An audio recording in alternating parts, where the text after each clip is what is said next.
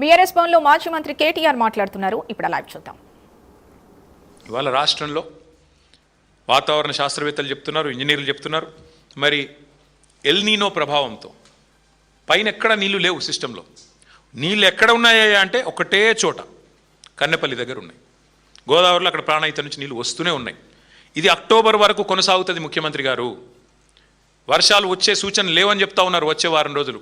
మేము అందుకే చెప్తా ఉన్నాం, మేడిగడ్డ బ్యారేజ్ ముట్టే అవసరం లేకుండా దానికి 14-15 కిలోమీటర్ల పైన ఉన్న కన్నెపల్లి పంప్ హౌజ్లో అక్కడ వచ్చే నీళ్లతో ఇప్పుడు అక్కడ 97 మీటర్ల మీద పోతున్నది, 93.5 మీటర్ల కాడ మీరు పంప్ హౌస్ చాలు చేస్తే చాలు నీళ్లు అన్నారం పోతాయి, అన్నారం నుంచి సుందిలో పోతాయి, సుందిల నుంచి ఎల్లంపల్లి, ఎల్లంపల్లి నుంచి మిడ్మానేరు, మొత్తం నేను చెప్పినట్టు అన్ని జలాశయాలు నింపొచ్చు.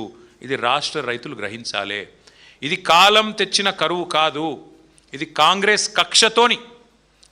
కక్షతోని మీ మీద రుద్దుతున్న కరువు అని రాష్ట్ర రైతన్నలు గుర్తించాలని చెప్పి నేను కోరుతా ఉన్నాను. ఒకవైపేమో రైతులు పంటలు కాపాడుకోవాలా, అప్పులు ఎట్లా తీర్చాలా అని తపన పడుతుంటే కాంగ్రెస్ మాత్రం రాజకీయ కక్షల సెటిల్మెంట్లో బిజీగా ఉన్నది. ఇవాళ ఒక్క మాట మేము రేవంత్ రెడ్డి గారిని స్పష్టంగా సూటిగా అడుగుతా ఉన్నాం. నువ్వు అన్నట్టు సరే, ఒక్క నిమిషం నువ్వు చెప్పిన అబద్ధం నిజమే అనుకుందాం. కన్నపల్లి దగ్గర 1,00,000 క్యూసెక్కులు పోతున్నా నువ్వు లేవంటున్నావు, కనబడతలేదు అంటున్నావు, నిజమే అనుకుందాం. మరి కింద పట్టిసీమలో మోటార్ లాంచ్ చేసిండ్రు కదా, అదే గోదావరి నది మీద కింద ఆంధ్రాలో పట్టిసీమ లిఫ్ట్ ఇరిగేషన్ చాలు చేసిండ్రు కదా, కింద వాళ్ళు నీళ్ళు ఎత్తిపోసుకుంటున్నారు కదా, ఇది రైతులకు చూస్తలేరు అనుకుంటున్నావా? కింద ఆంధ్రప్రదేశ్ ప్రభుత్వానికి అదే గోదావరిలో నీళ్ళెట్లు వస్తున్నాయి, పైన నువ్వు నీళ్లు లేవని అబద్ధం ఎట్లా చెప్తా ఉన్నావు? ఇది రైతులు కూడా గ్రహించాలి, రైతులు కూడా ఆలోచించాలని చెప్పి కూడా నేను కోరుతా ఉన్నాను. ఇవాళ రైతులకు అర్థమైంది కాబట్టి శాపనార్థాలు పెడుతున్నారు. ఈ ప్రభుత్వం దుర్మార్గమైన ప్రభుత్వం, కక్ష తీర్చుకుంటున్నది. 31 నెలలు అయింది అధికారంలోకి వచ్చి.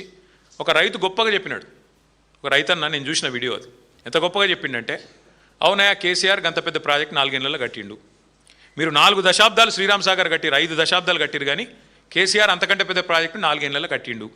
కట్టినాక ఏదో చిన్న ప్రాబ్లం వచ్చింది, వస్తే నీకు సదరొస్తలేదా? ఆడ సిమెంట్ లేదా, సుతారీలు లేరా, నీకు ఇంజనీర్లు లేరా అని చెప్పి నిలదీసిండు ఒక సామాన్య రైతు. అది తట్టుకోలేక ఫ్రస్ట్రేషన్లో ఉన్నాడు రేవంత్ రెడ్డి గారు. దిక్కుమాలిన డైలాగులు కొడుతున్నాడు. ఆయన మాట్లాడుతుంటే నిజంగా నాకు నవ్వాలో ఏడవాలో అర్థం కాలేదు. మొన్న ప్రెస్ మీట్ పెట్టి పక్కన మంత్రులందరినీ కూర్చోబెట్టుకొని తన అజ్ఞాన ప్రదర్శన చేసిండు. కాళేశ్వరం ప్రాజెక్టు ఆయనకు నిజంగా తల తోక ఏది తెలియదని మళ్ళొకసారి అర్థమైంది. ఏమంటాడు ఆ రోజు?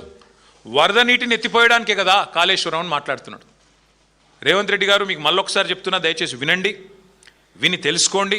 పోనీ నేను చెప్పేది వినడం మీకు ఇష్టం లేకపోతే, మా పార్టీ వాళ్ళు చెప్పేది వినడం మీకు ఇష్టం లేకపోతే, దయచేసి మీ ఇంజనీర్లను పిలిపించుకొని ట్యూషన్ చెప్పించుకో. కాళేశ్వరం ఎంత గొప్ప ప్రాజెక్ట్ అంటే 3 రకాల పరిస్థితులను కూడా సద్వినియోగం చేసుకునే ఒక అద్భుతమైన ప్రాజెక్ట్ కాళేశ్వరం.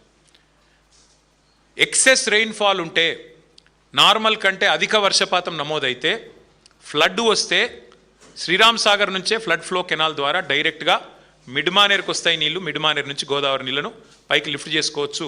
సస్యశ్యామలంగా రాష్ట్రం మొత్తం ఉంటుంది. ఇది ఒక తరీకా. రెండో తరీకా ఏంది? ఎక్సెస్ రెయిన్ఫాల్ కాకుండా నార్మల్ రెయిన్ఫాల్ ఉంటే, సాధారణ వర్షపాతం ఉంటే మీకు ఎస్ఆర్ఎస్పి నుండి కాకతీయ కాలువ ద్వారా ఇంకా కిందికి కడెం నుంచి కిందికి ఎల్లంపల్లికి నీళ్ళు వస్తాయి, అక్కడి నుంచి నీళ్ళు ఎత్తిపోసుకోవచ్చు.